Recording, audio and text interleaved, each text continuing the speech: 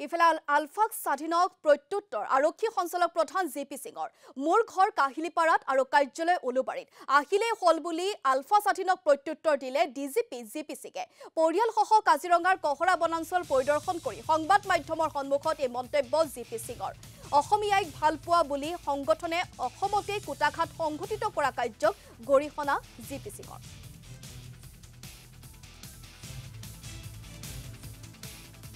আৰু কালি দিনটোত যোৰহাটত যেনে ধৰণৰ বিস্ফোৰণৰ ঘটনা সংঘটিত হ'ল সেই বিস্ফোৰণৰ দায়িত্ব যেটো আলফা স্বাধীনে লৈছে তাৰ পিছতেই আৰক্ষী সঞ্চালক প্ৰধান জে.পি. সিঙে এক প্ৰকাৰ আলফা স্বাধীনক প্ৰত্যুত্তৰ দিছে আৰু কৈছে যে মোৰ ঘৰ কাহিলীপাৰা আৰু কাৰ্যালয় উলুবাৰীত গতিকে আহিলেই হ'ল বুলি আলফা স্বাধীনক এক প্ৰকাৰ প্ৰত্যাহ্বান তথা প্ৰত্যুত্তৰ দিলে ডিজিপি জে.পি. সিঙে মানে যিবোৰ মানুহে মাতৃ আই অসমক ভাল পায় তেওঁলোকে অসমীয়া আইৰ বুকুত আঘাত হানি আছে এইটো মই ধৰিব পৰা নাই মইতো এই বিষয়ে বিশেষ ক'ব খোজা নাই কিন্তু যিয়ে কৰিছে এইটো আইডেণ্টিফাই কৰা হ'ব আমি অলৰেডি NIAৰ লগতো টাচত আছোঁ তেওঁলোকৰো টীম আহি আছে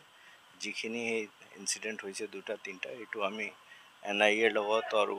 কেন্দ্ৰীয় চোৰাংচোৱা সংস্থা যিখিনি আছে তেওঁলোকৰ লগত আলোচনা কৰি